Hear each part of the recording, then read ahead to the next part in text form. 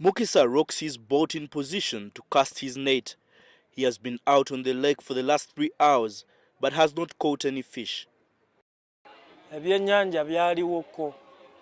my first years on the lake, I would catch a lot of fish. But these days, there is hardly any fish in the water. But he still comes out in the water every day to try his luck. He blames the low catches on the cages placed in his former hunting grounds. All the fish is attracted towards the cages because of the feeds around the cage, and we are not allowed to go near them. Moving near the cage can even earn you a jail term.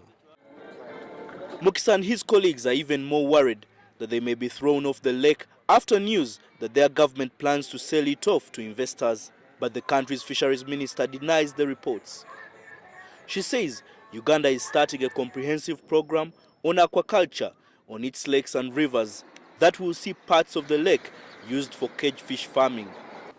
After realizing that Uganda has the potential in aquaculture, and secondly that the natural resources that we have are not being utilized well, people are doing illegal fishing and the fish stocks are dwindling day by day. So we have embarked on aquaculture. Fish have long been a top export of Uganda, but the country's fish stocks are in steep decline.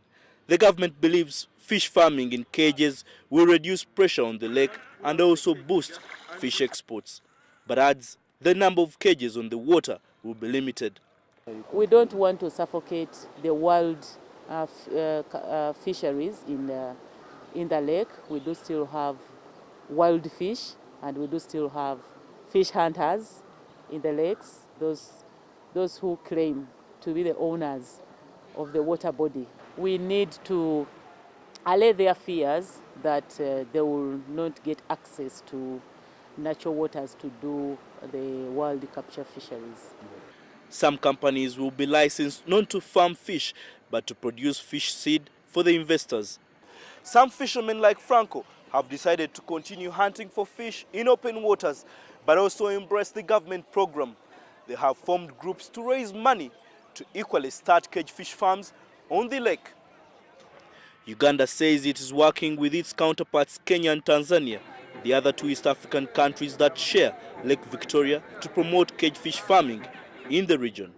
Michael Baleke, CCTV, Jinja, Eastern Uganda.